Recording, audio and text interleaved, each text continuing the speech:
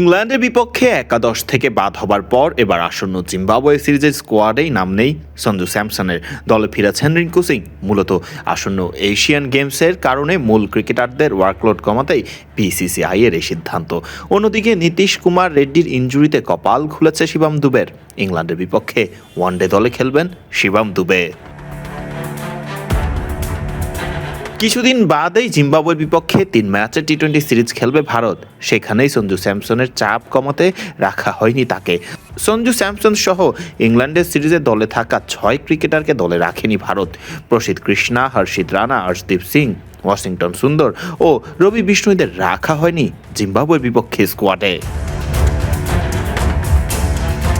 স্কোয়াডে ফিরেছেন রিঙ্কু সিং এবং পেসার মায়াঙ্ক যাদবরা। এছাড়া wicket keeper batter Prabh Simran Singh ও 2 পেসার যশ ঠাকুর ও অশোক শর্মা সহ বাঁহাতি স্পিনার হর্ষ দুবেরা প্রথমবারের মতো ডাক পেয়েছেন ভারতের হয়ে আন্তর্জাতিক ক্রিকেট খেলার জন্য।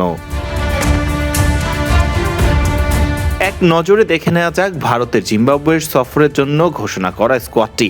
অধিনায়ক হিসেবে আছেন শ্রেয়াস আইয়ার, আরও আছেন বৈভব সূর্যবংশী, অভিষেক শর্মা, তিলক ভার্মা, ঈশান কিষান, শিবম দুবে, সূর্যাংশ শেদগে, রিঙ্কু সিং, হর্ষ দুবে, বরুণ চক্রবর্তী, প্রিন্স যাদব, যশ ঠাকুর, অশোক শর্মা, মায়াঙ্ক যাদব এবং প্রাভ সিমরান সিং।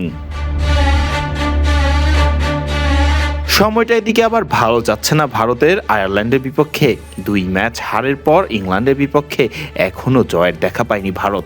মাঠের পারফরমেন্সও বলছে ফর্মে নেই টিম ইন্ডিয়া। সব মিলিয়ে মাঠের ক্রিকেটটা বেশ স্বস্তি দিচ্ছে না ভারতকে, তা তো বলাই যায়। তবে টিম ইন্ডিয়া বলে কথা, তাদের পারফরমেন্স ফর্ম কোনোটাই যে ভিড়তে লাগে না সময়, এটিও যে এক মহাসত্য কথা। ফরদিন রহমান সকাল, বিডি ক্রিক টাইম।